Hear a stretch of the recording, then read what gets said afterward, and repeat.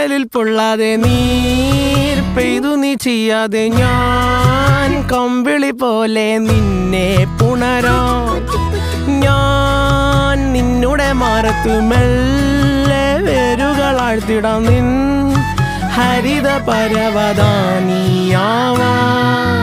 കാലം കൂട്ടുനിന്നില്ലെങ്കിലും എന്നെ പറിച്ചെറിഞ്ഞാലും വീണ്ടും പടർന്നു കേറിടും ഞാൻ. കാലം കൂട്ടുനിന്നില്ലെങ്കിലും എന്നെ പറിച്ചെറിഞ്ഞാലും വീണ്ടും പടർന്നു കേറിടും ഞാൻ.